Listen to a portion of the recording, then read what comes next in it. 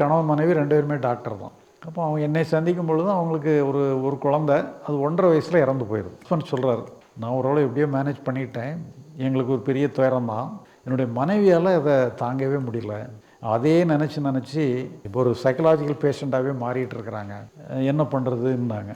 தாட்னா என்ன, திங்கிங்னா என்னன்னு புரிஞ்சுக்கிடுங்க. இந்த எண்ணம் வரத்தான் செய்யும். இந்த ட்ரீட்மெண்ட்டுக்கு போல அந்த ட்ரீட்மெண்ட்டை பிழைச்சிருப்பாங்களோன்னு சொல்லி நாமளா திங்கிங்காக கன்வெர்ட் பண்ணிட்டோம்னு சொன்னால் வெளியே வர முடியாது. நடக்கக்கூடாத சம்பவம் நடந்து போச்சுன்னு சொன்னால் நிச்சயமாக தாட் வரும். அப்போ வர்ற தாட்டை வெறும் தாட்டாக மட்டும் விட்டுட்டோம்னு சொன்னால் தோன்றி மறையிற தாட்டாக மாறிடும். ஆனால் அந்த தாட் மேலே ஏறி சவாரி பண்ணி நாம் அப்படி பண்ணியிருக்கலாம் இப்படி பண்ணியிருக்கலாம், பெஸ்ட்டு டாக்டர்கிட்ட கொண்டு காட்டியிருக்கலாம்னு சொல்லி நீங்களாக நினைக்க ஆரம்பிச்சிங்கன்னு சொன்னால் அது பழையபடி அந்த இது ரினியூவல் ஆகிட்டு இருக்கும். அது ப்ரெஷர் ஆகிட்டு இருக்கும்.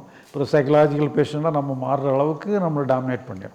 தாட்டுங்கிறது அதுவாக வருது, இயற்கையாக வருது. திங்கிங்கிறது நாமளாக செய்கிறது. அதனால் ரெண்டுக்குள்ள இதுகளை புரிஞ்சுக்கிட்டால் போதும்.